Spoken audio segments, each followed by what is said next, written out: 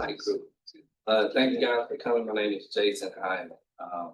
I am the broker, owner, and principal planner for the office of Jason Hyman. We're a real estate brokerage and urban planning firm. A few years back, we saw a little bit of a need in places like Third Ward and other places from town like it to really figure out how to start filling in the gaps between the commercial and residential development. So we started an organization called the Third World Real Estate Council, which Brittany told you a little bit about. So for the past 4 years, we've been hosting a conference called the Lost Spaces Conference.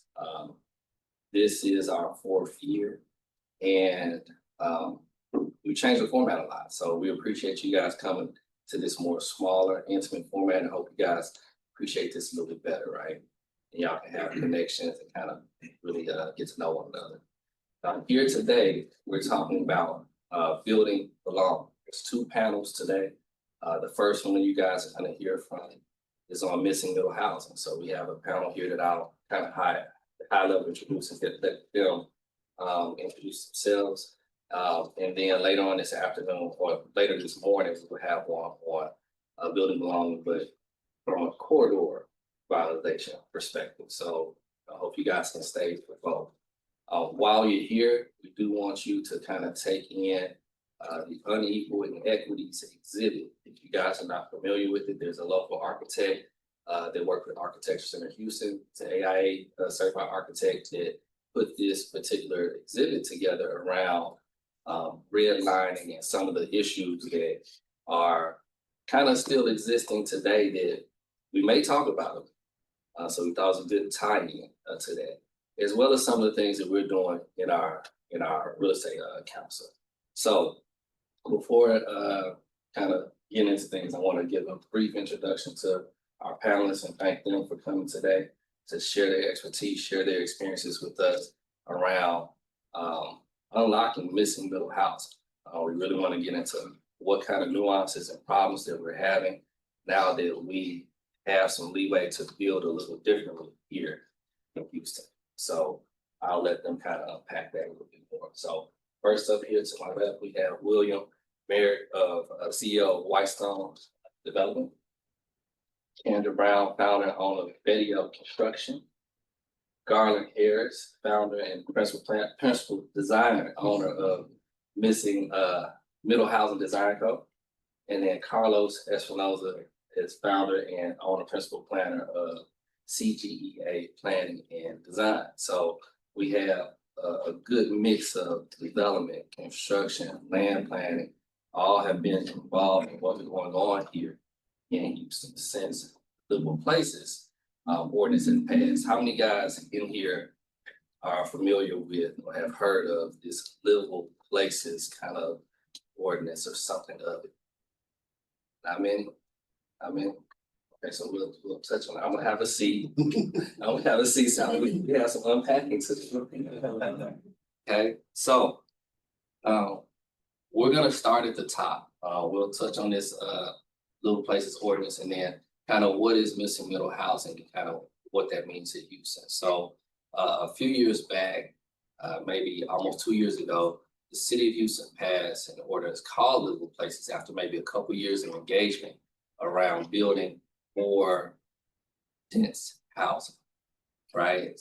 Arlen, I probably want to start with you in terms of when we say dense housing and livable places, you really focus in on missing middle housing, which really this ordinance lends itself to that. So could you share a little bit more with everyone around what this ordinance kind of really says and how it impacts building more dense housing? Sure. So in 2023, November 2023, City Council passed the Livable Places Ordinance, which opened up more options for development in the Houston area. As you guys know, Houston does not have any zoning at all. But just because we don't have zoning doesn't mean that we don't have a set of restrictive rules. And we do have a very set of restrictive rules that prevented us from building a lot of different housing types in the city, which is why we saw most of the building either duplexes or large townhouses, because that was pretty much all that we could build. If you wanted to build a triplex, if you wanted to build a fourplex, the city's rules were very difficult because you basically had to comply with the same regulations as a large apartment complex. So, 26-foot wide fire lane, you gotta make sure you have fire hydrants. If I'm on a 5,000 square foot lot, why do I need a 26-foot wide fire lane? So the city recognized that and created basically two different options that got added to our development rules. The first one was multi-unit residential, which I call it the small apartment building ordinance. Basically allows you to build units from 3 to 8 units. Projects with units of 3 to 8 doors, and as long as the units are under 1,000 square feet, you get a reduction in parking down to 1 space per unit. If they're over 1,000 square feet, then you have to provide parking for 2 vehicles for each unit. And then they created the courtyard ordinance, which allows us to cluster smaller houses around a green space and detach the parking away from the units, which is something I had wanted for a long time. So now we actually have the first approved and phase 1 of it built out courtyard project in 5th Ward, the Texas tiny houses. And you can actually go out there and see 2 of the houses that are built where we have a parking area. I believe we already have 1 unit under contract, so they're going to start the next 7 and finish out the rest of the project. That is a great development. That's a great development pattern that the city allowed us to do, because it originally a lot like that, we would have just built 9 large townhouses over 2 shared driveways. It would have been a very expensive development with all of the stormwater drainage requirements. But with the courtyard projects, a lot of times we're able to take these lots and stay under the impervious cover, because we have to dedicate a certain amount of square footage to green space in the project, which allows us to save money on the development costs, but also allows us to build projects that are more attainable for more people. So now we actually have options to build things outside of just townhouses and duplexes. So I wanna kind of piggyback on what you just said, because for some of us, you probably said some technical things there, so very tied directly to this ordinance. And so for Kendra, Will, Carlos as well, what does that translate to for you? What does that mean? You can kind of break it down a little bit more in layman's terms. What options does that open up to the market that we would kind of consider and understand? I'll speak for myself. I have not tried the courtyard concept or the missing middle housing concept just yet. I tend to focus on single family, residential, individual lives. I know a lot of people are, and I'm kind of stubborn. I know a lot of people are building duplexes and have been trying to do triplexes and quadplexes, but I'm all for keeping things simple. And I've been doing this for 11 years. I started in Louisiana. I tried not to go against the grain when it comes to the city. I fought for many, many years in Louisiana and in Houston to try to get things like what Garland is trying to do, push through. And it got to a place where it was costing me so much money, I just stopped and started focusing on single family work. Yeah, exactly. You can do by right. Exactly. Gotcha. But historically, if you look at big metropolitan areas like Houston that are older than Houston, that's what everybody tends to go to eventually. I'm not sure why the city fights it so much, but I mean, if you look at Boston, New York, look at Chicago, some of the more established places, that's what you're going to see. You're going to see attached housing. You're not going to see a ton of attached single family homes. So for me, it's something that I'm pushing more toward now, that I have a little more financial leniency. Before it was just all about, I have to make this money back because I got to pay the bank back. So now since we have a little bit of a surplus, we can start taking some risks and some adventure. Okay. And I love it. I love the courtyard concept. I love this little housing concept. Brownstones, the brownstones in Brooklyn, in New York, are some of my favorite styles of architecture. So I want to do some of that in Houston, but it's you gotta take those out. And do you kind of, what does that translate for you and what you're doing? Well, I kind of echo here because I was mostly doing single family, and recently we did a duplex, but that property was already zoned for duplexes. Now, I've had clients who hired us to build at one point, and I brought the project over to Garland. But due to funding, they were not able to get that project done, but it was a 3-story, like 16 townhomes we were trying to get on there. Because again, at that point, they were still going building single family townhomes, what they were seeing, and they didn't want to branch off to multi-unit, a multi-unit development. Now, recently, we were approved for a 16-unit community because when I saw what Andre was doing, I was like, oh, well, let's try that right down the street.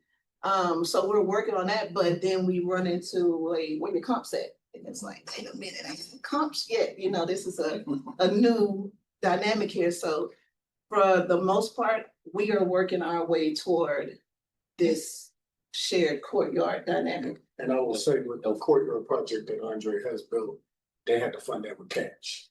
So funding it with cash just to get it done. Yeah, and so we're gonna touch on some of those hurdles to actually really using this ordinance. You know, like that. Carlos, kind of, what are you seeing in terms of like the use of this ordinance? Like, what kind of different housing types and models are you seeing with your clients? I would say, I mean, what some of the panelists here are saying, that everybody's taking advantage of it, you know. It was a great change that happened about roughly 2 years ago. And, you know, I want to ask a quick question to everybody who's worked with land planners before, or who plans your properties. It was just a few, okay. So I would definitely suggest that, you know, to work with people like me, you know, we all work with architects, with engineers, but you also want somebody who's going to be having a good relationship with the city. I used to work at the City of Houston Planning Department, so people like me that used to work at the city, you know, city of Baytown, city of Conroe, they leave, sometimes they start business. And it's a good way to have that connection with the city, but also understanding some of the rules. And like people are saying here, they change all the time. The city's gonna change them, hopefully, again. So there's a good opportunity for us to go in there and say, we're not liking, or we love the, like you were saying, we love the courtyard development. We might be liking a duplex or, you know, other stuff that we might not like. So there's the opportunity to go to the city and say, we like this. So we're asking people to get together. I know Jason and I were mentioning that yesterday, getting all our voices together. So we go to the city, council members, with the mayor, and say, hey, we're liking this, we're not liking that. This is the opportunity to change it. As we're all learning, you know, from each other here. But I do see that people are taking opportunities of it. There's some limitations in certain neighborhoods here, like Third Ward, Acres Homes, where the city put more restrictions in the communities. But there's also options. You know, they have these huge, they call it a matrix. You know, it shows 20 different development types. And you can pick from like option 1 to option 20. It's not just one option. So there's different options that you can do. You can see around the Emancipation Park, right? You see the front loading garages, you see the duplexes, you see the shared driveways, and we can explain what those means, but you can see the types of here in our own community here on Third Ward. So essentially this opens up, you know, a broader base of housing, where you say. Now, this isn't necessarily new to Houston, but we haven't, because if you drive around certain parts of Houston, you'll see maybe not cottages as much, but you will see duplexes, you will see garage apartments, you know, kind of triplex, you know, ish type of houses. And so this is just kind of bringing something forward. It allows us to do, you know, those duplexes again, triplexes again, like they're saying, cottages being just clusters of homes, you know, on one particular site. But with that being said, Will, why is that important? Why do you feel like that is even important to this? And I know probably. Yeah, so. I'll take it my turn. But go ahead. So the land cost is the most impactful cost in real estate development. Construction costs go up and down, they fluctuate, but not nearly like land. It doesn't impact the bottom line like land does. So density, of course, is going to play a huge part when it comes to land. The more houses you can get on a piece of land, the better your numbers are gonna work. And if the numbers don't work, of course, I mean, it's simple, and I try to keep things simple, not basic, but I try to keep things as simple as possible. I focus on Third Ward and Northeast Houston. Northeast Houston, the Senegas community. In Senegas, you have a little more leniency because the lots are bigger, and it's one of the few areas in Houston where land is still relatively affordable. So I tend to go to places that a lot of other people have not discovered yet. Even Senegas is still pretty well untouched. There are some builders out there, there's some developers, and I wouldn't have said this if this wasn't such a small group. But a lot of people are coming now. They're starting to see where land is less than $20 a square foot.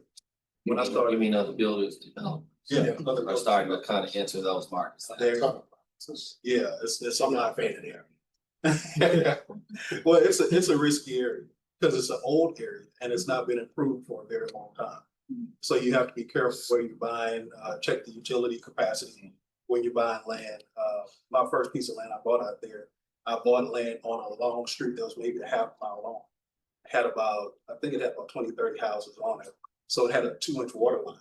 And I'm kind of getting off topic, but it had a 2-inch water line on it. And the city wanted me to replace the entire water system for that entire street just to show 5 houses. So of course that knocked the numbers way out of whack. But anyway, in Third Ward, I love Third Ward because you can have a little more density. You're right near downtown. People don't mind being like right up against each other. I'm from Mississippi. So I've showed my mom some of my projects and she's like, Bill, she calls me, Bill, give them people more land than that. I'm like, everybody does not want a huge piece of land to take care of. Some people just want their house, little area to walk their dog, and that's it. So that definitely impacts me. And I'd like to see more of it. I'd like to start doing more density because I like the city. I live in the suburbs, but I love the city. So when we start planning for development projects and you see, these clusters of townhouses or clusters of cottages, it just feels more charming, more, it's just something more attractive about it, in my opinion. In addition to that, millennials is one of the largest untouched buying markets in the Houston area. And Courtney Roach Johnson said this at the LIST conference that we did a few months ago. She said that there's, I think, like a little over 1 million millennials in the greater Houston area who do not want to buy a house. So how do we make it more attractive for them to want to buy? Most of them don't want the responsibility of maintenance. They don't want to have to get their grass cut. Something breaks in the house. They don't want to have to get it fixed themselves. They want to be able to call somebody. Something like the missing middle housing that Jason's been talking about could settle that. It could make it more attractive to them. Less responsibility for them, but they still have the benefit of home ownership. So that's my opinion. Any other opinion as to why that's important, that opening up that kind of some housing is important? It gives big options, so not everybody's gonna buy a 3-2 with 2-car garage. Not everybody needs a 3-2 with 2-car garage. If you check our demographics, singles make up almost 46 to 49% of the US population.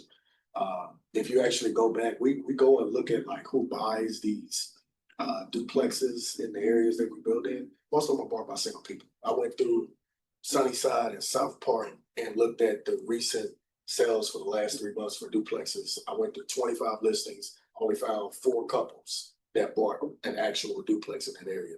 Outside of 3 corporations that bought them, the rest of them were all bought by unmarried people, single man or single woman. And so when we look at it, we're like, okay, people who move to the city are not moving to the city for the same reasons that people that live in the suburbs. Okay, I live in South Acres, which is just outside of Sunnyside. I love it because I'm close to downtown. I can get to downtown without even hopping on the freeway if I need to. It only took 15 minutes to get here. And I was getting on the freeway. I can just go down Scott to get back to my house. So I like living in the city because there's parks, there's restaurants, there's all kinds of different things. I grew up in the suburbs and I hated it because you had to drive everywhere.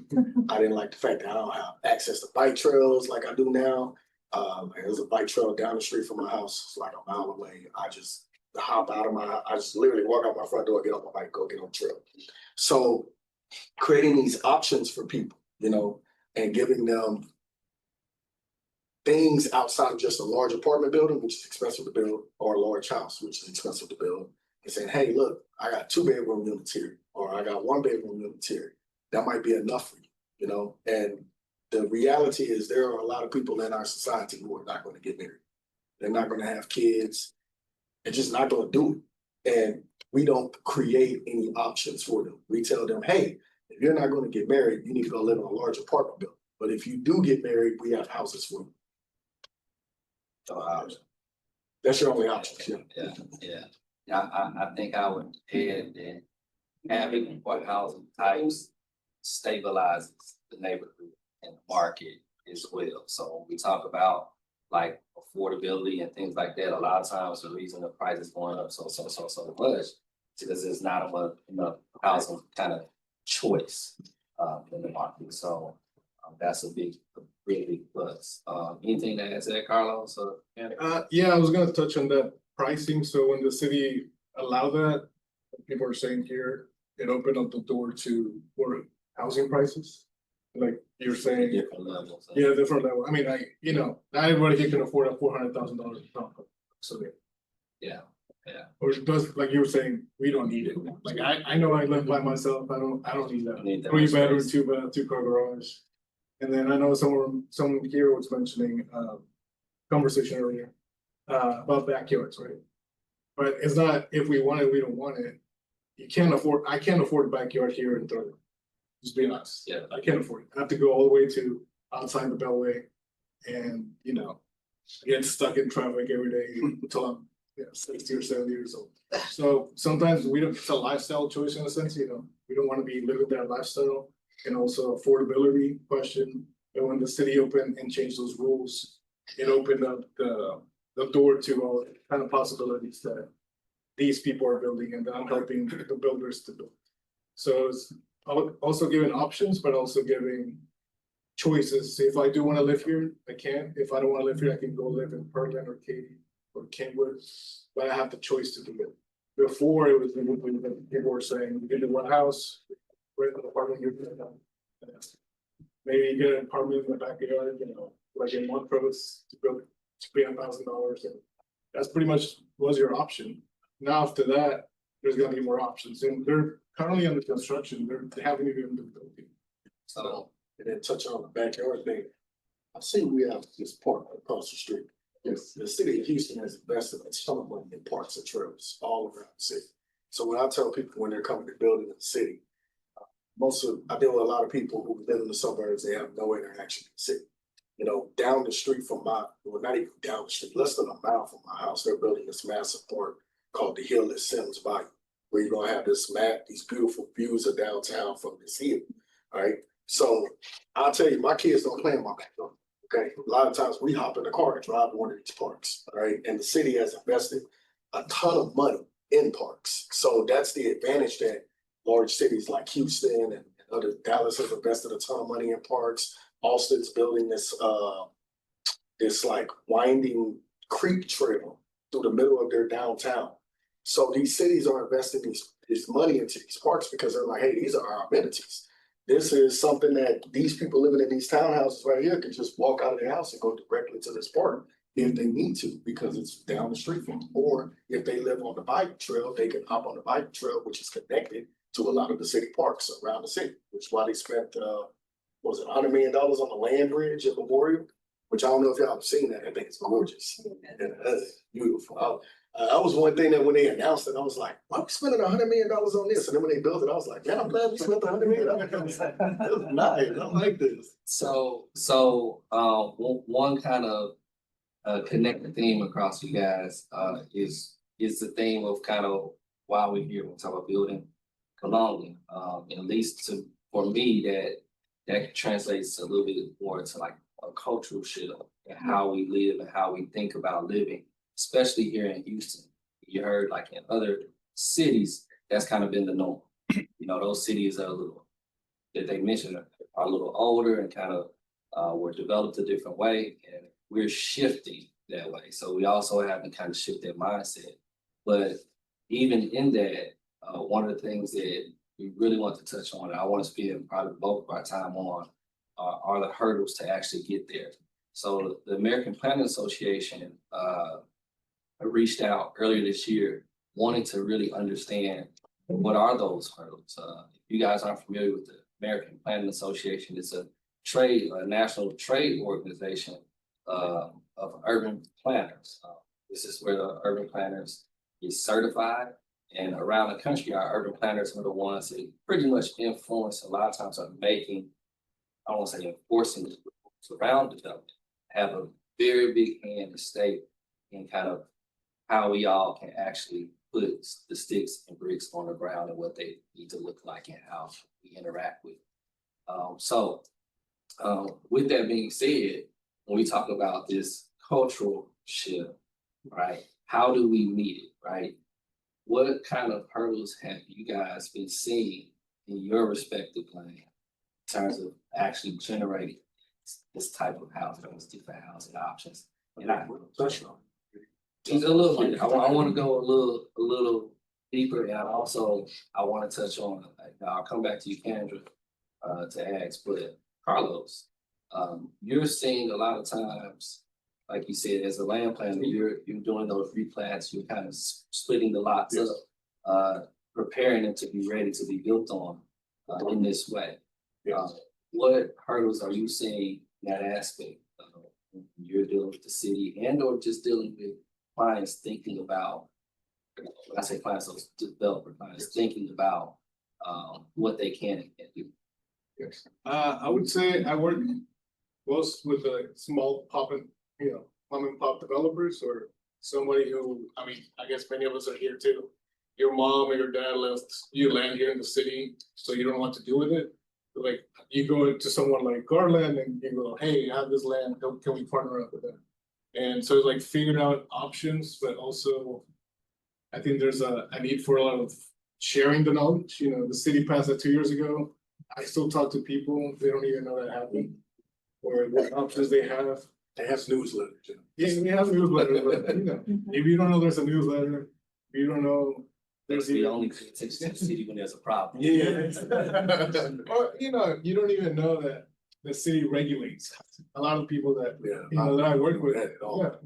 I mean, I was just going a little off topic. I was just in Brazil in the favela, and you can see how the city regulations. You know, there's a need for that, but you know, understanding why there's a need for it. Sometimes I have to explain. You know, the city is regulated driveways now in certain neighborhoods. Pretty much the whole city, but mostly in certain neighborhoods.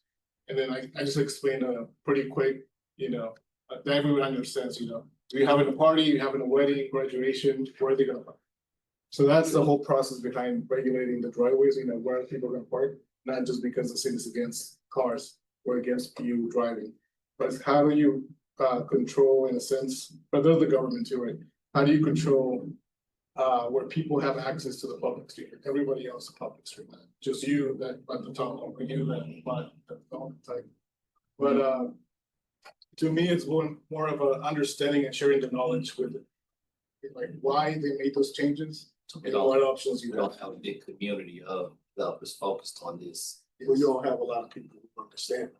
So this is the thing I've been telling my partners when we're building like the triplexes and fourplexes. I tell them we have a 4-year head start. You know what I tell them? I say these rules are extremely difficult for the average person to understand.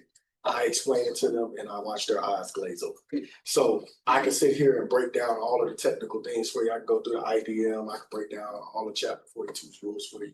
I can explain it to you. Actually, and I've had this conversation with the permit office. The permit office says I know the rules better than most of their employees. I told them I'd come in and train them, but not for free. I'm not working for free.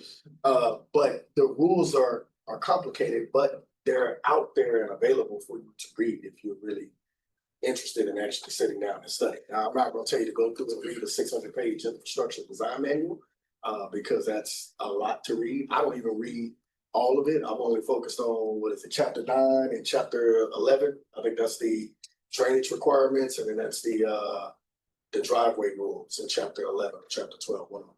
So, the complications with the rules, I think, is what is another hindrance for a lot of guys because they just don't understand it. So they don't understand why the city regulated their driveway or why they regulated parking requirements or why there is a height restriction for courtyard and multi-unit residential projects.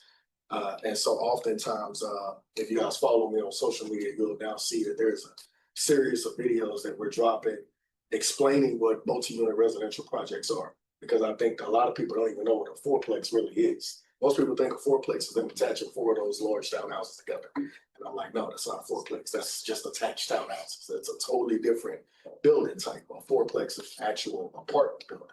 And when I explain that to people, they're, a lot of times they're like, who would want that?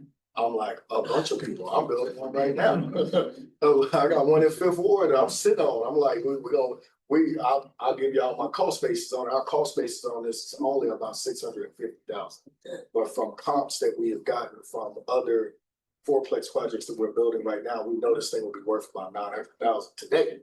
But I believe that when Midway finishes their East River project, which I'm literally walking distance away from, that my building's probably gonna be worth like 1.2 million. So I'm gonna sit on for a couple of years and rent out and go from there. But the fact that we're able to sit down and figure out all these rules is what gives us the advantage. And if you could do that in any city, because Dallas just changed their rules to allow, up to 8 units to fall under the IRC. Yeah, Portland changed their rules about a year ago. North Carolina changed theirs. Austin too. Austin changed theirs, yeah. So a lot of changes have happened. A lot of change. And we don't have to get too technical. But we're here to talk about the hurdles. So don't go over them. Yeah.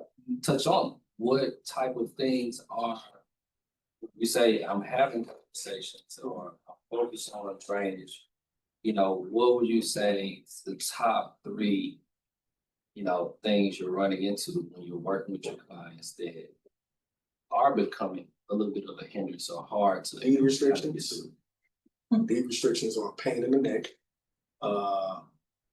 The lot sizes, because the MUR rules have very specific requirements as they have that 150-foot site depth cap.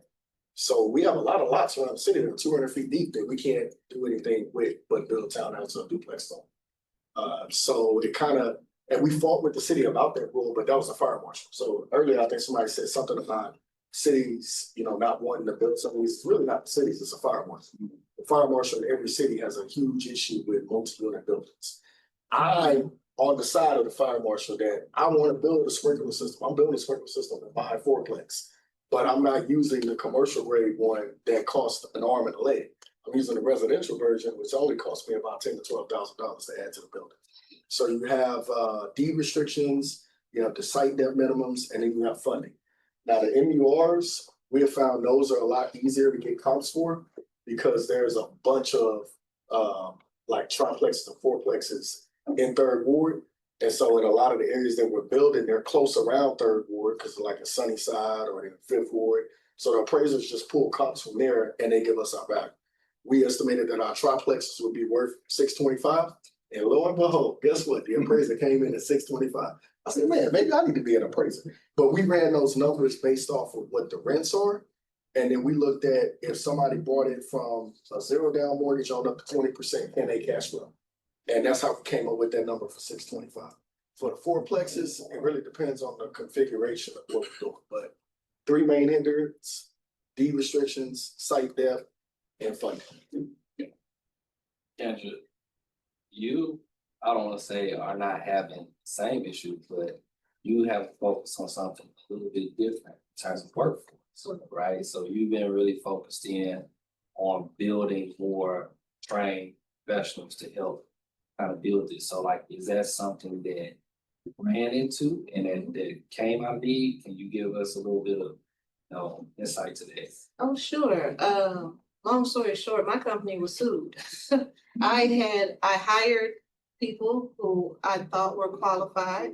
I actually went to their job site where they were working for a multi-million-dollar builder. So I'm like, oh, this should be a smooth transition. again, long story short, the client that we took on didn't like what that GC was doing, nor did they like the contractors that they were bringing in. And my company, I have a baby company. We started in October 2021. So I wasn't technical at that time. I'm more of a business person. So I put it in the hands of the GC, client didn't like it. Then we end up being in litigation. Now gratefully, they ended up dropping it because I notate every single thing, and there were things that they would, you know how you get someone over first, you're just supposed to get your home painted, but then you say, hey, can y'all install this? Or hey, can y'all put it, but it's not on the work order. So that's what protected me, was having everything lined up. What I started doing from that was I noticed that we're short about 400,000 people in the trades alone. So They got a bunch of people retired. a bunch of people are retiring. And so on top of that, just today, I was working with organizations who help certify people in carpentry and electrical for zero cost. It was a program, 9-week program. You go in there from like 8 to 3. You learn, you get 300 hours, you get your OSHA certifications, everything, so you're ready to go. Well, that project, that organization all got shut down with Job Corps. So now we're back at square one, where we're trying to figure out how to get these people, which these technicians, there's a lot of opportunity in the market for them. And then we want these people to be homeowners in these communities.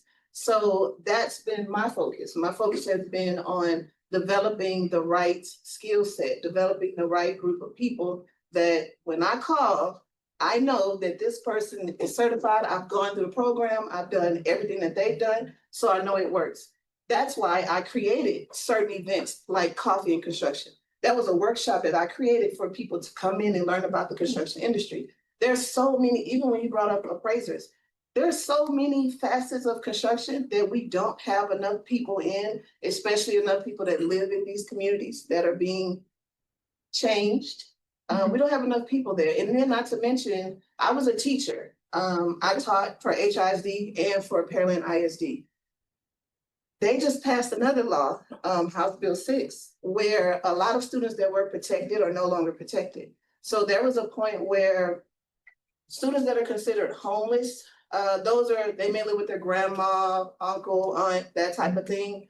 They were protected to where they could not be suspended because, of course, they're technically homeless. So you suspend them, granny's mad, hey, you need to go somewhere, you need to get out.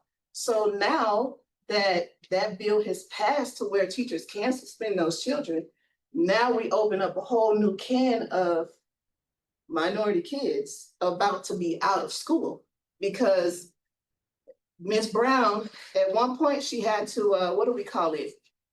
We had to like redirect the student, and we had to do all of this to keep you in the classroom. Now, if I just don't like you, I can build up a case and get you out of my class. Now I can suspend you. So now we have a whole bunch of new kids that are about to be out here with no skill set. So again, my focus has been predominantly on getting the trades out there, getting people certified in these areas so that we don't have a lot of what they call YNs roaming the streets. And I mean, this is probably an obvious question, but is that another driver of cost, the lack of labor? Absolutely. And we know the other law that were passed where our Hispanic counterparts are now being pulled from sites and things of that nature. I have a site right next to me, and it's not my business. But it's my business, but it's not my business. I just know that, long story short, there's nobody working there now. And it was predominantly Hispanic men that were working there, and there were also children working there too. And my children were in class. So I know that there was a different dynamic there. And now nobody's there on that site at the moment. So yeah, it's definitely affected. It's gonna affect a lot of things. So your response to that is to like a trade school? Correct, and that's what I'm working with. I just finished another program, an 8-week program with Goldman Sachs. And it's their 1 million Black women business cohort. So we just finished that, just graduated from that, so I'll be back in New York next week. And that was my entire pitch to them, was we need trade schools and we need them like fast, because it is what it is. A lot of people, they're not going to school for 4 years, and they have a different, just like with homes. Everybody don't want a big backyard, everybody don't want a big lot, and people need to come out and start making money right away. Even coming, when you're working in a school system and you look at what middle school kids do, I just wasn't doing these things in middle school. So I'm like, we need trades starting in middle school. Right. So that's my, that's my 2 cents. I'm all about the work fit. Go ahead. So I'll say this too. When it comes to trades, so one of the things that my partner runs an underground civil construction company. They make buku money. All right, as you know, infrastructure is becoming a major problem in the city. Well, not just in the city, across the country. All right, we need upgrades to, critical infrastructure systems, sewer lines, water lines, things that are underground that we don't pay attention to, but it's very vital. But we just don't have the people to get the stuff done. So I see a huge opportunity where I'm like, well, shoot, I need to, be like my partner and start a civil construction company, because I can go out to the suburbs where they got these moratoriums because they don't have the labor force to expand their infrastructure to deal with all of the growth. And I'd be like, hey, I got a company, I got you right here. But I run into kids all the time and they're like, I want to be a YouTuber. I want to be, and I'll be like, why be a YouTuber when you could be a plumber? Correct. And you could start a YouTube channel following from it and still end up with a bunch of stuff, but then you end up paid because you're a plumber. I'm like, I know a couple of plumbers that are making some good money. But that's the thing that I see. So the trades, that's starting a trade school or starting a business that deals with any kind of trade, I think is very vital, because one of the things that we have done, we have overproduced on college graduates. Oh my God. So yes, we told everybody, my entire generation, they told all of us, go to college, go to college, go to college. Now I'm telling the next generation, hey, don't go to college unless you're going for something specific. correct. I was like, I went to college for an architecture degree, all right? I had friends there with a business degree. I was like, you don't need to be here for 4 years to get a business degree. I was like, you go learn business at a community college or something like that. You don't need to be here for that, all right? Don't waste that time, because that's a very expensive decision to make now, and I think that in the schools, a lot of teachers have this negative stigma on trades and things like that, and they make kids feel like if they don't go to college, they're nothing. And I'm like, please, I know a bunch of college graduates that are broke. I know a bunch of guys that did not go to college and they make great money. Correct, because I graduated from U of H and my degree is in consumer science. What is it?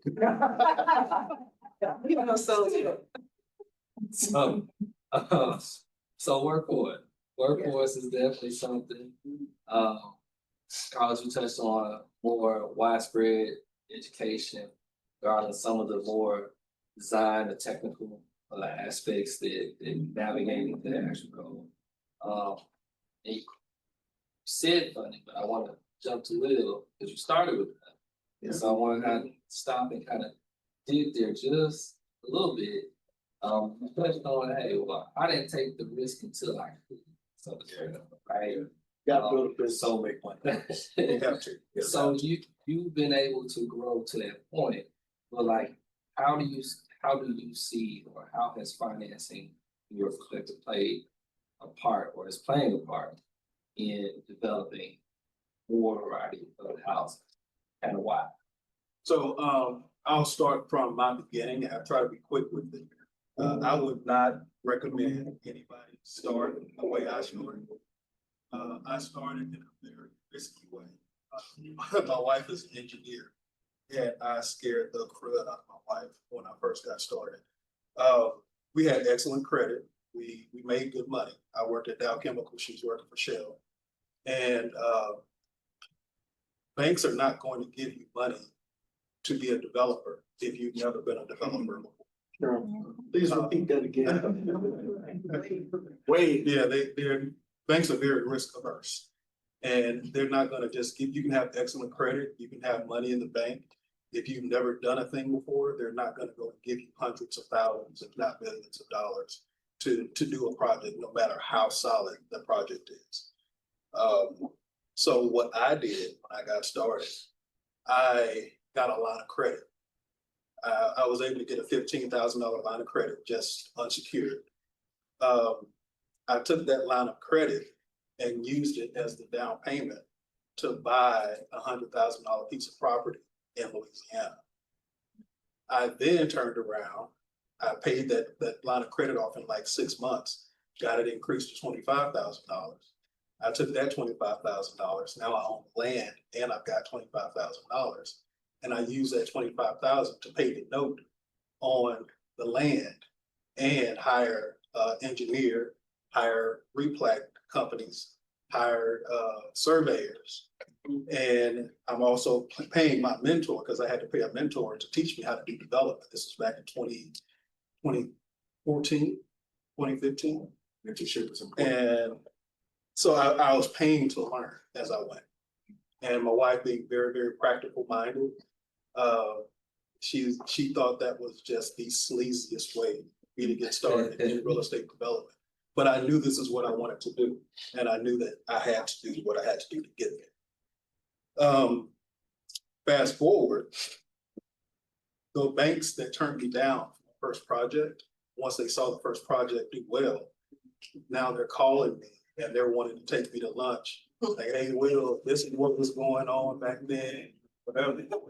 And I'm finding that as I grow and as I try to do more of the projects, I come into that same situation. So now we're trying to do $5-10 million projects. And the banks are like, well, you've never done this before. The biggest project you've done was $3 million. And I was like, well, yeah, but look at what I made on this $3 million project. Let's scale, like, get your mind right. And, but I come into that same situation.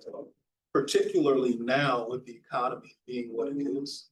Our economy is not bad, but people's confidence in the economy is terrible. And when people don't have confidence in the economy, they're not gonna go and buy a house. Not many. We have inventory now. I've got a 9-unit development in Settegast. We sold 3 houses, we got 2 more under contract. I've never sat on inventory this long. It's been on the market for about 4 months now. And in the 11 years I've been doing this, I've never had that. So the financing is a big part of it because that increases your holding costs. It messes up your bottom line. And I'm always looking at the bottom line. My degree is in architecture and I also have a degree in construction management. So I love the artisticness of design and housing, design and sites.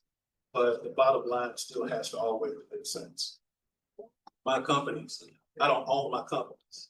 I lead my companies, but I don't own them. So I have a board of directors that I have to report to. And the numbers absolutely, it's just like my wife. I'm glad I had her because it was good training for dealing with the board of directors. The numbers always have to make sense. There has to be a level of practicality. And when the numbers are out of whack, not only are the banks not going to be interested in what you're doing, the people that you're working with, the partners, are not going to be interested in what you're doing.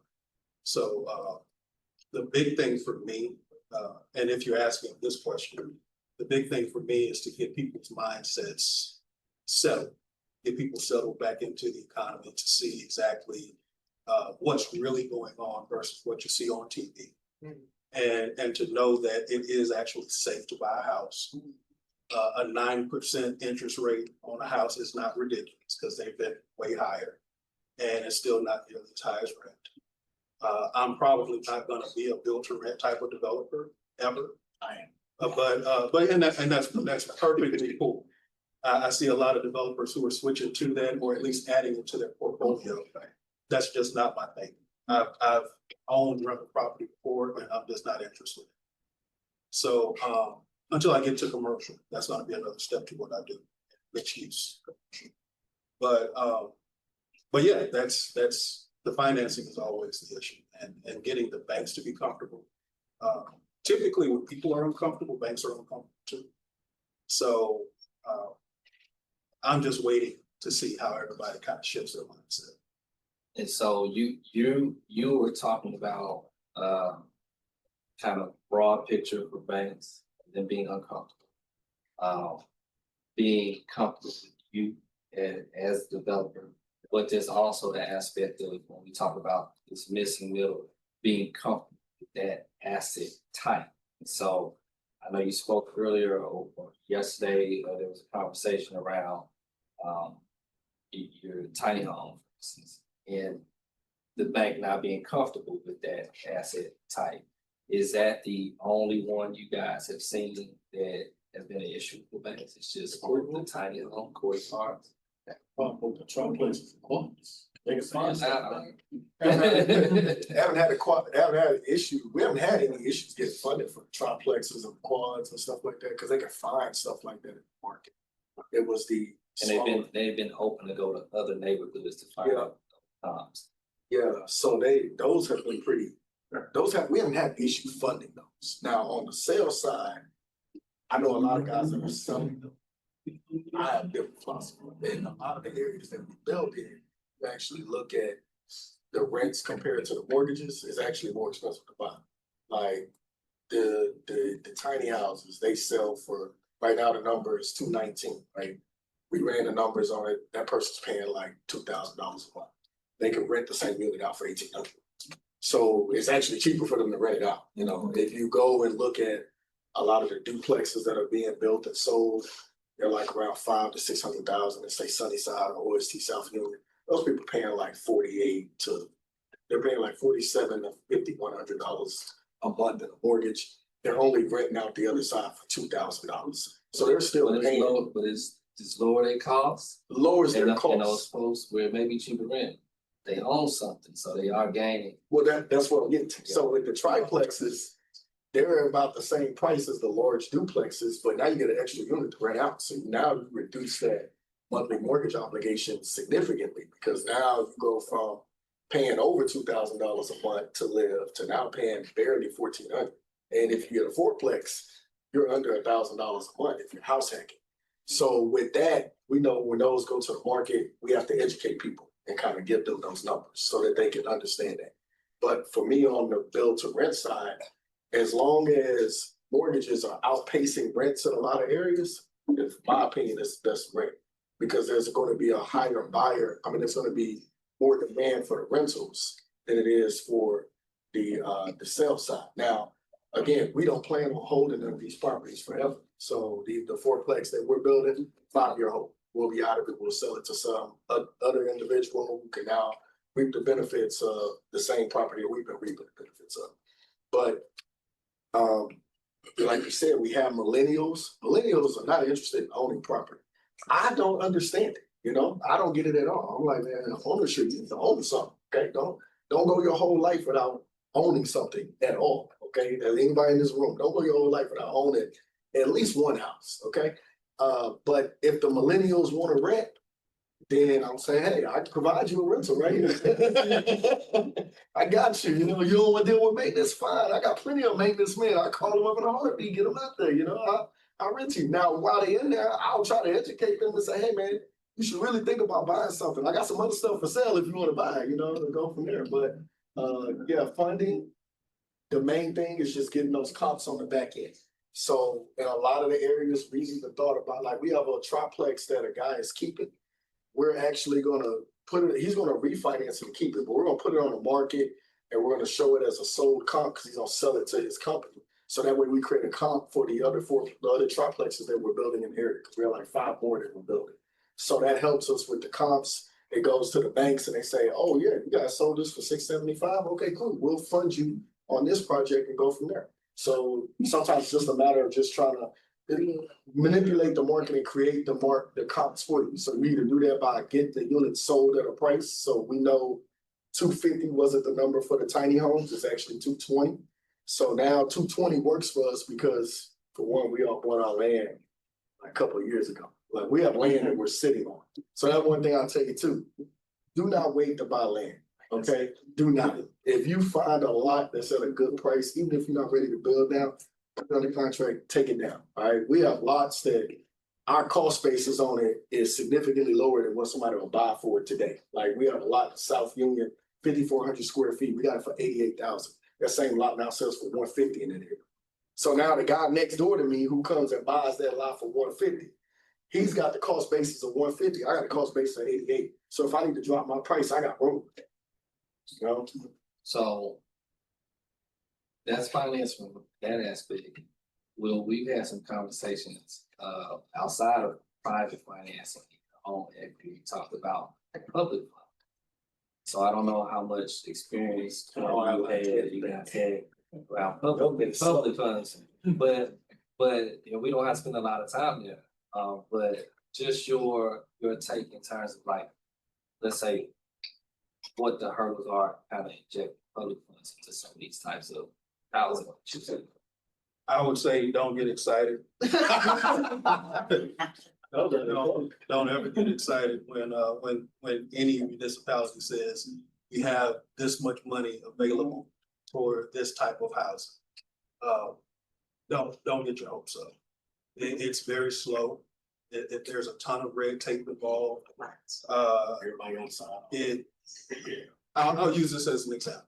I moved here in 2018. And I'd never been to Houston when I moved here in 2018. So I did not know the city. And I'm coming into a city trying to be a developer in a place I've never been to. So I took a job with a nonprofit organization who was looking for a real estate developer. And I used it as an opportunity to learn Houston. They had started a project with the city of Houston in 2016, 2 years before I moved. And the city did not have the funds. They didn't know they had the funds. They didn't know how they were going to distribute it. So 2 years has passed. I come into this project and this is 2025. The houses in that project funded by the city are just now available in 2025, January, February of this year. I had that funded built in 16 months. Well, and that's what I told our board of that previous nonprofit organization. We could have owned this. It's an acre of land in South Union. We bought it for $110,000 for a full acre of land in South Union. And that's a 5,000 square foot lot price. They're holding off on building this project, waiting for the city. And I was saying, even back in 2018, we could have took this, subdivided it into 10 lots. At the time, could be 15 now because of the density changes, and been done with it in a year. Been profitable. Were they trying to hit a certain price point? So demographic? They were trying to hit a certain demographic. There was a certain number of the houses had to be, I think it was 30% of the area median income. Another percentage of it had to be 80%, then 100%, 120%, and it was built to rent, which is another reason why I'm somewhat averse to build to rent. But you could have made some money off of that real quick and went and done something else that was still beneficial and productive. But the fact that took, and that's extreme. It doesn't always take 7 years, but it does take a whole lot longer than anybody up here could have gotten the project done. So I try to stay away from public funds. Don't not go after it when it's available, but make sure you got something else going on. Absolutely. So while you're waiting, have something else in the pipeline.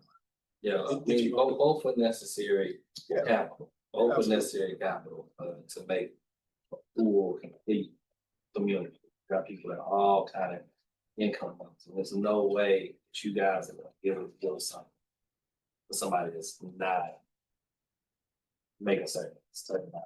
That doesn't mean that they shouldn't have that option. Talking about unlocking. I have a question for you. On that project, the money that was coming, was it for infrastructure or was it for like the actual? They was funding 100% of the construction. So Yeah, it was for the construction. Because I say the infrastructure reimbursements through the cities are a lot more quicker. So if you're doing like larger, like one of our, I don't know how many of y'all know Vanessa Cole, with Cole Klein Buildings. She's doing a 43-acre development. She's getting infrastructure reimbursement from the city. So that process is actually a lot quicker, but on the other side, when it comes to like the construction and stuff like that, that's not the only. There's a lot more red person. tape on the Yeah, construction side because of workforce and things. all of that. Well, that program Vanessa's using has gotten a lot more streamlined. I use that same reimbursement program when I developed a 10-acre site on Scott Street. And they were still trying to figure it out. So they let me start on the construction, the underground construction of the project. And then they came back and told me, well, you're not supposed to start until we approve this part of it. So I'm like, well, why didn't y'all tell me that? I told y'all we had it ready to roll. So then they were like, well, we can't reimburse you for what you've done already. And I'm like, we've already done $250,000 of work. Like, how y'all not gonna reimburse this? So we had to fight that fight. That took 6 months. We had to stop construction. So that's why That that fight. Yeah. I drove by it. I was like, why is this project just sitting there? So we had to fight that fight for actually more than 6 months. And we finally got them to say, okay, we'll still reimburse you for this. And that's built into our numbers. I always come back to the numbers. The reimbursement, I think it was a total of close to $600,000 of reimbursement we were getting for the infrastructure. So typically, I hate to take speaking stuff like this because I always say the wrong thing. So I try to be very calculated when I say. Tell it all. The money, the money is out there to be had, but just be aware of where the city is in that program. Like he was saying, you've got some people who work for the city that he knows more than the people who work for the city. And that's true in a lot of cases. Yeah. These are not, I'm not gonna say that. Okay. Okay. They're not, that's a good, there you go, Kat. They're not necessarily development savvy. So they don't necessarily know what it takes to get a development done. They don't know the risk that we take, and honestly, they don't care a lot of times. They don't know how much it costs. Development itself is just innately risky. And if you're gonna do it, you gotta make sure that you have as little friction as possible. So, no, so lots of hurdles, right? Lots of hurdles. But I'm real big on solutions. We've been able to figure those out. And so I want to touch on some solutions and kind of leave some time for folks to ask questions before we have our second panel. But Carlos, I kind of start with you in terms of, you know, you talked about education, but what I won't say how to educate. Because I think it's sometimes it is hard to get folks to slow down and do something different, so to speak. But what solutions do you see or you feel like we should be considering, you know, to kind of unlock more this housing? I would say to kind of tag along with the conversation about government contracts. Right now, one of my biggest clients is the Houston Land Bank. So you probably heard of the Houston Land Bank. We're doing a lot of the replats for them. So that's a good option to have. You know, they're semi-governmental. They have property that they've taken away from the county, and now they have a list of developers, you know, like Garland. Well, they apply and then they get set there, and then they pretty much give you the land for the place, and then you get $0 for land. Then you get to build, you know, based on their qualifications. So that's a good example. So connecting with other people like-minded like us here, that's a good way to quote unquote educate them, you know, or educate everybody here, not just, you know, coming from you or the other way around. It's like, how do we connect the right people to the people that want to build the houses, like people like you, people who are doing it here, and the people that can help you build it. But like, how do we connect you to people like at the Houston Land Bank to be on that list for development? Or how do we get together so we can make some of these changes happen? So I'll probably also add, that you talk about land bank or some of these entities that do bank land, that they probably should take a look at. Allowing. We are. A lot of times the land banks have a very prescriptive kind of directive of have to build this way. And so they have to open up that scope as well. a good option to put some more in the market. Garland, Kendra, any feedback as solutions, especially around, you talked about, the ordinance and the interpretation of it itself. Oh, yeah, I fight with the city all the time. My current fourplex that I'm building, it got held up and permitted because me and the city were arguing over a rule. And, the rule was that if you have, your parking area can't be near the street. But what I told them was like, when you guys created this rule, you didn't think about corner lots where we have two streets. And what happened in my project was my building was actually at the intersection of both streets. But then Centerpoint came in at the last minute and added a 10-foot building line because they have a power pole in right away. Now, my very adversarial self should have fought with Centerpoint because their power pole is actually 6.8 feet off my property line, which means with a 5-foot building line, I'm still 10 feet away from their pole. So I shouldn't allow them to come in and add that 10-foot building line. But they did it at the end of our plan. We were trying to get it approved, so we keep the project on point. And I didn't realize I was gonna come back to bite me when I got to permit. So then I had to sit down with the permitting department. I had to go back and forth and meet with them and talk with them about it. And they eventually saw this my way because I was like, hey, look, all of my front doors face this street. I was like, so that means this is the front of my building. This other street, that's the side of my building. I don't even have any front doors facing that street. So you shouldn't even be enforcing this rule. And so when I explained it to them that way, they went and they looked at it and they approved it. So the main thing is go and talk to them when you have an issue. A lot of times they're still trying to figure these rules out. Our first fourplex that we permitted through the city, it took 8 or 9 months to get through permit because we had to fight with the city on everything. First, the traffic department came in and tried to make us comply with the commercial parking rules in terms of the width of driveways. So they were like, oh, your parking out needs to be 24 feet wide. I was like, why? The IDM says that my driveway only has to be 16. So why do I have a 16-foot wide driveway that pops out to 24 feet? That doesn't make any sense. I was like, on the residential side, you allow me to have a 20-foot back out area. Why can't I do 20? So then they went and looked at their rules and they were like, okay, cool, we'll let you use the residential parking rules. Then we start fighting with them with the landscaping requirements. They want us to use the commercial landscaping requirements. Well, the commercial landscaping requirements are designed for what? Larger buildings. I have a 5,000 square foot lot and they want me to add 50 shrubs to the lot. I'm like, I literally called the reviewer and I said, bro, where I said, bro, where I'm gonna put the shrubs at? He said, yeah, I know. I looked at it and I knew the comment would be, but I had to follow the rules. I said, bro, come on, man, common sense, man. It was like, so fighting with them on things like that, like, hey, can we create a set of landscape requirements that meets small projects? Because I'm like, you have me comply with landscape requirements for a project that's 10 times the size of mine. That doesn't make any sense. But yeah, the solution is going and just talking to them and knowing their rules. If you know their rules, you know, you got a better chance of getting stuff perfect. I always tell people all the time, there isn't anything that we can't do that we can't get perfect because I'm gonna go and fight with the city.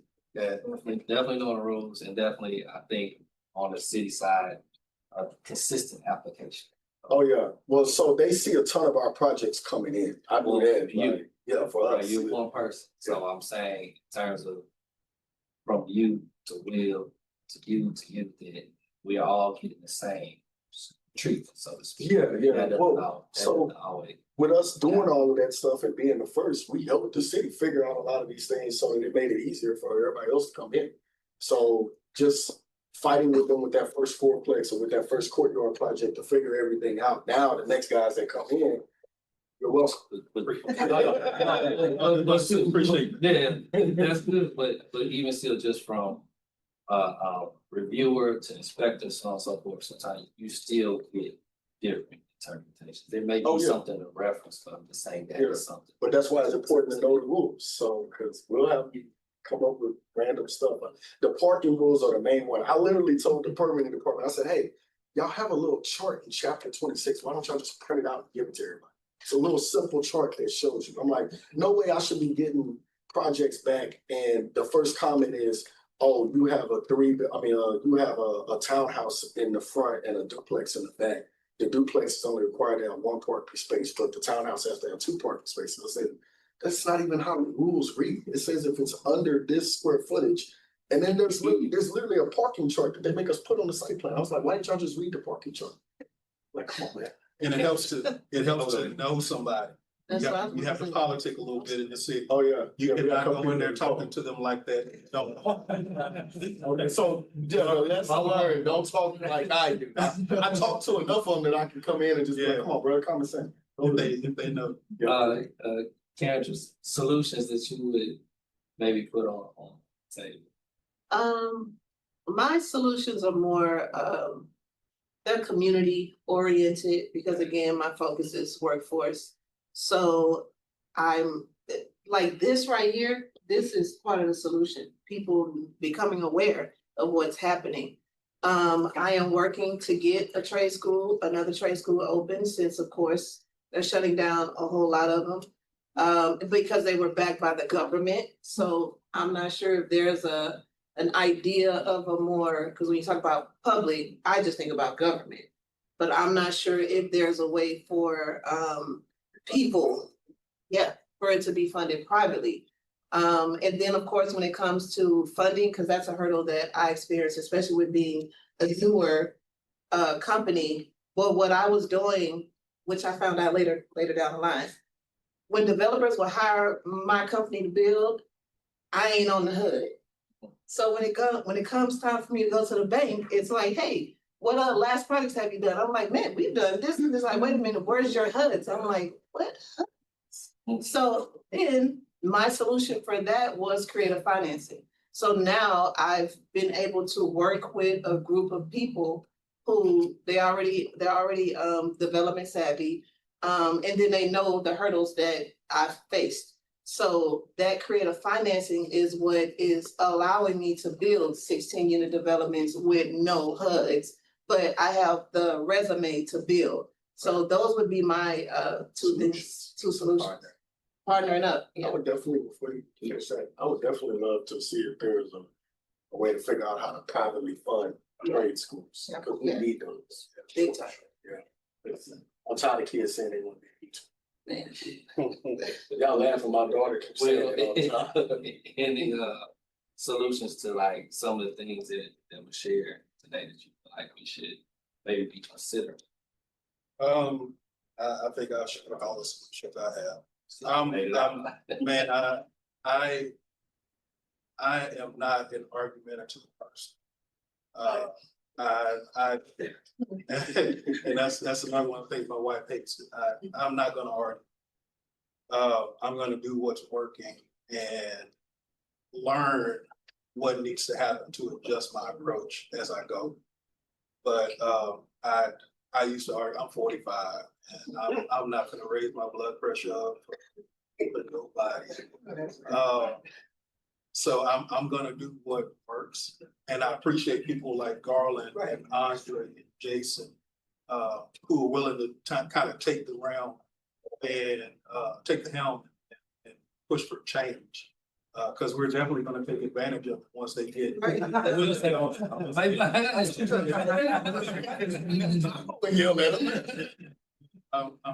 take advantage of it. Need y'all? Absolutely. But yeah, but it's stay in your lane. That's a big solution. Stay in your lane, and that's what I was getting at. Know your limitations and your capacity, and be realistic with yourself. You know, don't try to do what somebody else is doing just because it's working for them. Does not necessarily mean it's gonna work. Because you don't know where I landed. Exactly. I talked to one hurdle.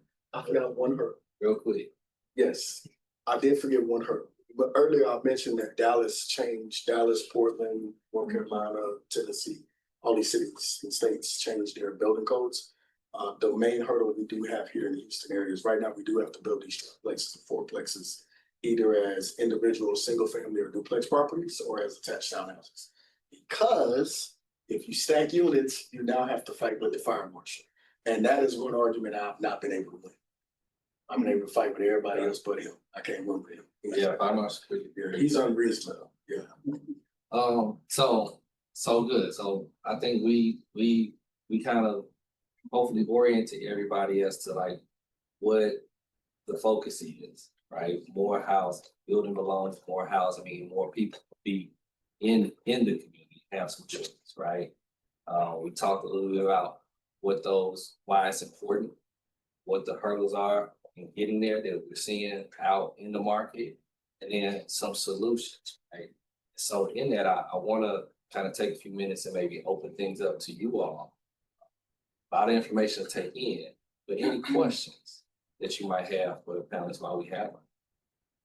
Peter? We touched a little bit on publicly financed projects and some difficult therapy horror stories, but wonder if we could talk a little bit more about what an ideal publicly funded project looks like. You know, the local government isn't adding all this red tape just difficult, you know, like those goals of having 30% AMI or some other things is admirable. So if there's like, what can we do to get those projects to be more appealing to folks? I'll say this, LIHTC is one of the things that I love it, but I've not taken advantage of it. Going back to the numbers, the LIHTC numbers didn't work for me until I could get to 40 to 50 units at a minimum.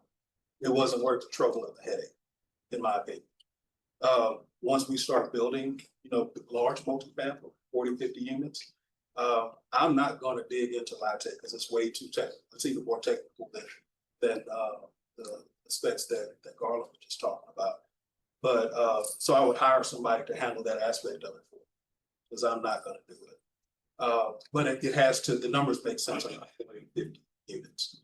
Also, again, if you have something else going on and you can wait for those challenges to be overcome to get the public money, do that. Do that, because it's focused on people who can't afford market rate housing. And you always have to take that into consideration. Market rate housing is for people who are working full time. And Empower CDC, our nonprofit organization, work with Alice households, which means asset limited, income constrained, but they're employed. That's the largest majority of Houston residents or residents anywhere for the most part. A lot of the people cannot afford to pay. Median price right now is what, $325? They can't afford to pay $325,000 for a house. Yeah, so as well. Yeah, but the prices that they can afford would be, you know, 325, 30% of 325 is what, 90-some thousand dollars. That's according to their salary. That's what they can afford. You can't even buy a piece of land for that. You know what I mean? So you couldn't even get land and put a tent on it for $90,000. So that's the purpose of the program. So I get that. I 100% get that. But our approach is trying to get to a place where we can fund that type of housing ourselves, and doing the type of courtyard projects that Garland and some other folks are talking about doing, the tiny homes, changing the perception of people's desire to where they can wrap their mind around a tiny home. Just something that's more reasonable. So if the ideal situation would be the city recognizing that this is what's necessary, we're willing to do it if you guys will just give us some leniency. If you will give us some refunds or reimbursements to help us make this more affordable. I got one question. Go ahead. I'll say that with the public money, I guess, it would be nice to see it more public dollars were allocated and there was a streamlined process for small scale development. Yeah, It's mostly all geared towards larger projects. So in larger projects, they just by nature take longer to do. And then you add the public money in there and all of their red tape and they make it even longer. So if we could see something like I'm building a fourplex and the city could give me some kind of break or something. Right now, we do get a break with the courtyard projects on impact fees, because the impact fee exemption is like $349. Our units are well below that. So on a tiny house project, we save $30,000 in impact fees. We ain't have to pay. Yeah, I would agree. That is probably one of the biggest things. So my time working for the city, everything is laid out for the most part for the large guys, the big guys. Building 400 Me being there, I was able to support the small guys. But, you know, I think some folks said earlier, you know, institutional knowledge leaves with people sometimes, you know, you don't know who's coming behind you, so on and so forth. But if there were some carve out funds and or a different process for infield and a focus on that away from just 200 and 300 unit complexes, that would open up a lot of things. Sure. I'd like to see the city trust some of the developers, kind of like how the Houston Land Bank does. They have they vet different developers and builders. I would love to see some public money allocated through just the trust system. You know, developers who've proven themselves, they can be trusted with this certain amount of money, and they know the right thing's gonna be done with it. Kind of like FEMA does. They usually come back and take their money back after they've just thrown it out there. But, you know, just take a risk, throw it at us, see what we do with it, and just kind of build trust over time. Give me a break on land prices. On land, something. Courtney, you had a question? Not a question, maybe a comment. So has anybody, or maybe it's a question, anybody taking advantage of the Federal Home Loan Bank and the programs that they have there? They have a lot of different programs as it relates to affordable housing, rehabilitation, just different types of things. And in order to get access to it, you have to have a relationship with a member bank. Some of those are through grants and donations and also subsidies. So it is an additional resource that you all can take advantage of. And so I've seen a lot of different projects funded through just Federal Home Loan Bank. So there's Federal Home Loan Bank of Dallas, and depending on whatever region you're in, there's Federal Home Loan Bank of Atlanta, there's one in Minneapolis. So depending on where your particular program is at. So I've partnered with some different organizations through Federal Home Loan Bank of Dallas and gotten some funds, i.e. the Land Bank, to be one of them, working on some other projects with some other folks right now. So I work at a bank, by the way, so that's why I'm saying that. Fair text, anyway. In addition to that, private philanthropy, there may be room for funding of projects too, right? Especially as you were talking about your trade school and talking about workforce development and what that looks like. So let's have some additional conversation around that. But also, have you all looked at some of the CDFIs, some of the different community development financial institutions? There are some that are coming into the Texas market. And they are looking to do some different partnerships with some folks. I know there's one coming, I think, from Chicago that does some things with some emerging developers as well. So just take advantage of, start looking into some CDFIs, maybe some other programs that they may be able to offer as well. If the banks won't necessarily do it, CDFIs is also another option. We got about maybe 1 or 2 more questions. I know I saw Nathan on here. Yeah, so my question was more about the courtyard development. I'm curious, you said it was funded really cash. How does that make sense? Number wise, if you're just using cash to build tiny homes, what's the return on investment? Cash on cash return. If we get return, if we got the land, they bought the land back in 2021, so we got it for a steep, 15,000 square feet. So that's the thing, like, again, you know, I always tell people if you're gonna be a developer, buy land, because you know, at the time when they bought the land, we couldn't do corridor development. So the city changed their rules and made that land. So it made sense that, you know, that's why they were able to do the price reductions that they would do to try to find the number, because they're still making, I think Andre told me, they're still clearing $75,000 a house at 220. So they're selling, they're not renting. So yeah, I know them. And they're selling. Yeah, that's it. Yeah. Just gotta find the right buyers. That's all it is. And so, One other question, so we'll wrap up. Yeah. Oh, I'm sorry. See you. I'm sorry, man. No, if you could, So I did want to ask a question kind of similar to what you were saying.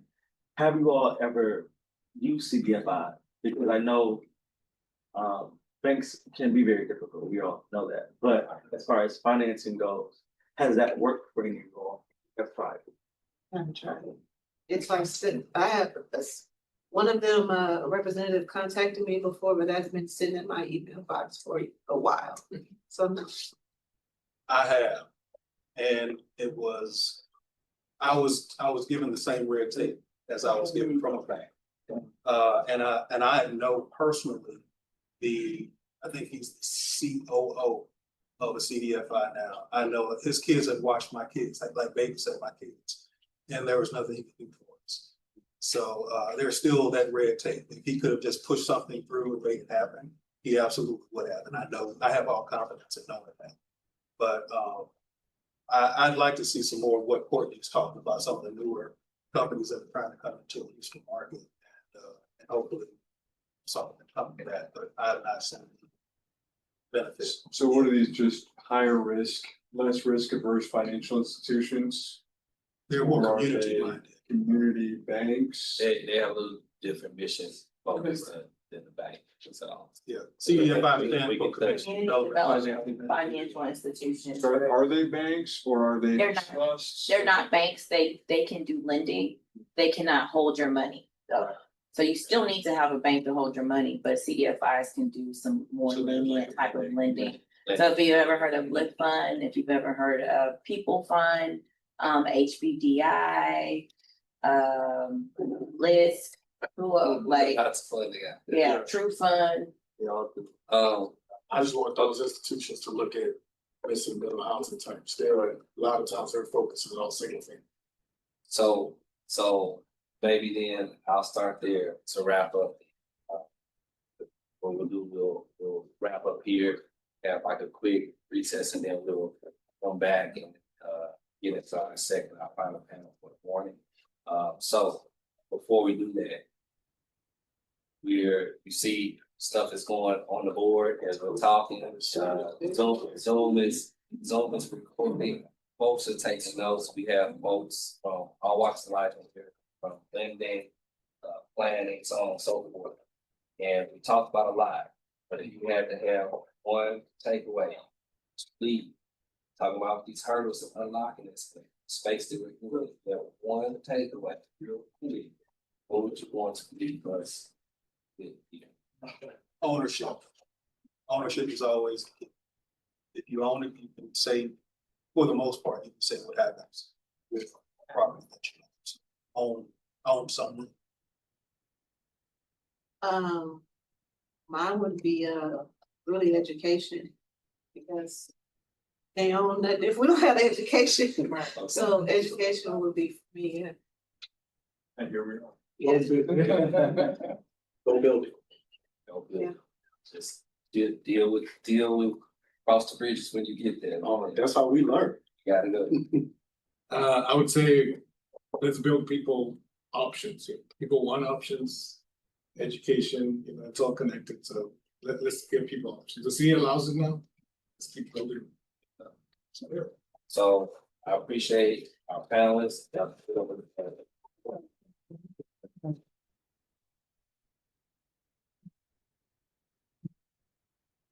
So, yeah. So. So, you guys, thank y'all for coming. My hope is that, as Brittany is whispering in legend, that one, you guys, become a part of the council, so we can work a little bit more closer together towards those solutions.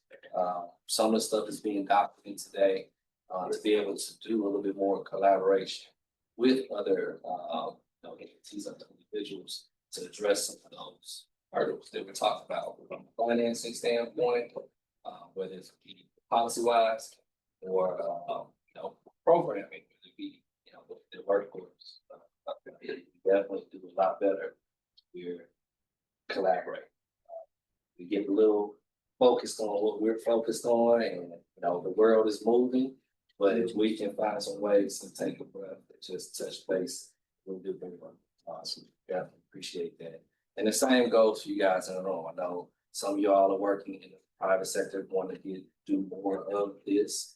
Some are community and want to understand what the heck is even going on. And then we have, you know, lending institutions and advocacy groups and things like that here as well. We want to work with you all a lot closer. So glad that you're here. And we have some sponsors in here. My office, the Office of JT Hyman is a sponsor. I want to recognize Veritex Bank is one of our sponsors here for the conferences and the organization, and the Southeast Management District is here. So I almost must say give them a hand because they reveal something.